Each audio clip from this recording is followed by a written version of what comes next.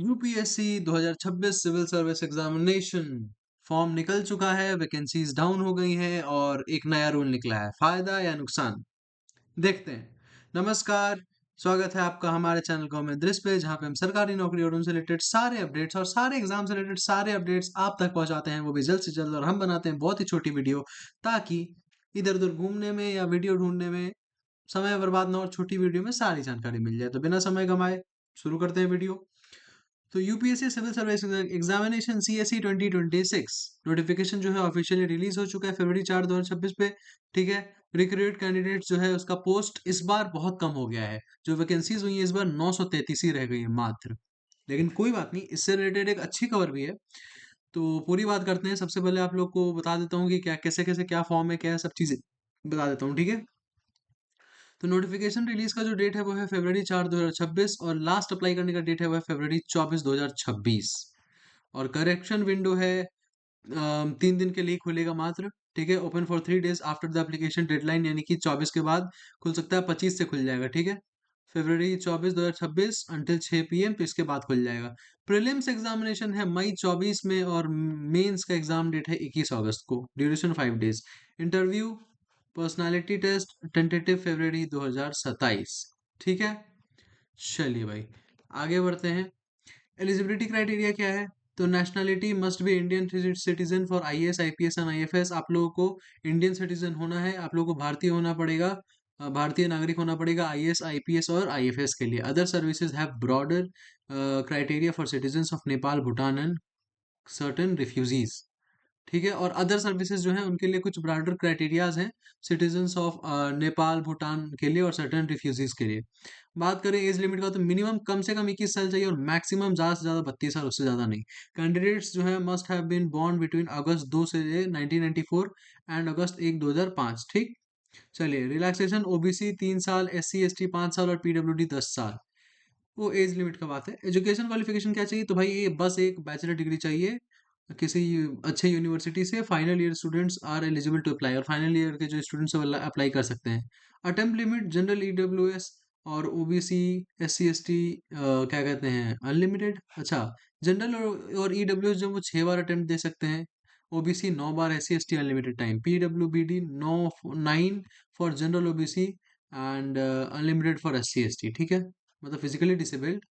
अब एप्लीकेशन का प्रोसेस क्या है और नए चेंजेस क्या है उसके बारे में बात करें। तो एक मिनट यार, जरा सा इसको मैं नीचे कर दूं तो ज्यादा बढ़िया नहीं दिखेगा। हाँ बढ़िया है, चलो। एप्लीकेशन प्रोसेस और नए चेंजेस क्या है? तो UPSC has implemented a 4 stage online application system. ठीक है। तो यहाँ पे ये लिंक भी है, तो डायरेक्ट यहाँ पे जा सकते हैं। एक है one time registration OTR, mandatory creation of universal registration number.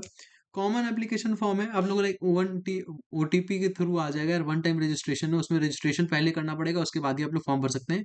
Common application form, general of profile details shared across all UPSC exams, exam specific module selecting CSC 2026 का चूजिंग सेंटर ऑप्शनल सब्जेक्ट्स।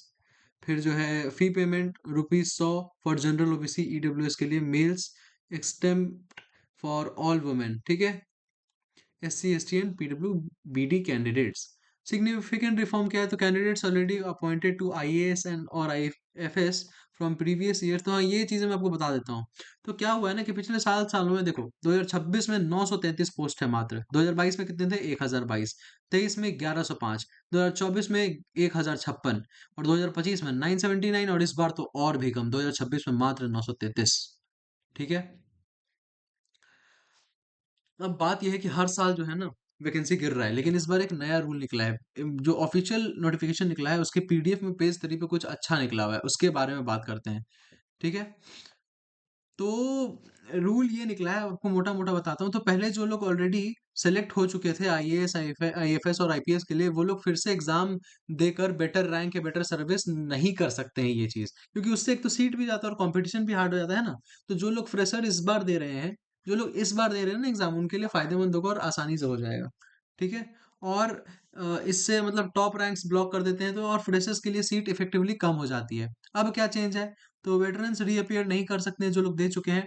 और rankers मतलब freshers के लिए ना rank ज्यादा के लिए open रहेगी, मतलब फ्रेशर्स के लिए अच्छा रहेगा ये चीज। ठीक है। सीट ब्लॉकिंग खत्म हो जाएगा एक तरीके से।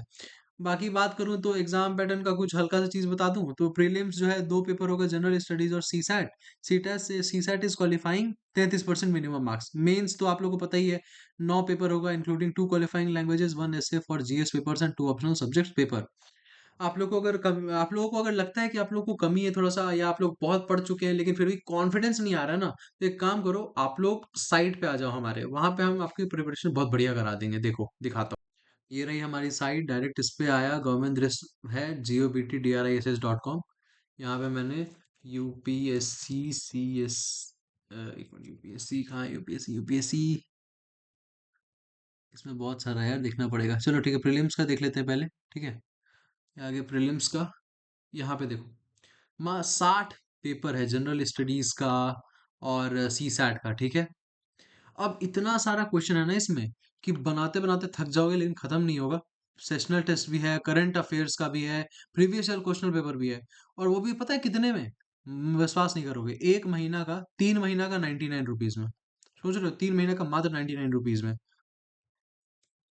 आप लोग खरीद सकते हो, प्रैक्टिस कर सकते हो। यहाँ पे एक टेस्ट मेरे ख्याल से फ्री होगा, पहले वाला। हाँ देखो, पहला वाला फ्री, आप लोग देख सकते हो, देख करके इससे आप लोगों का कॉन्फिडेंस बढ़ेगा, प्रैक्टिस होगा क्वेश्चंस। वो भी मात्र 99 रुपीज, क्या है कि नहीं? चलिए, आज की वीडियो में इतना ही। मिलते हैं नेक्स्ट वीडियो में अगले अपडेट के साथ। जय हिंद, जय भारत, वंदे मातरम।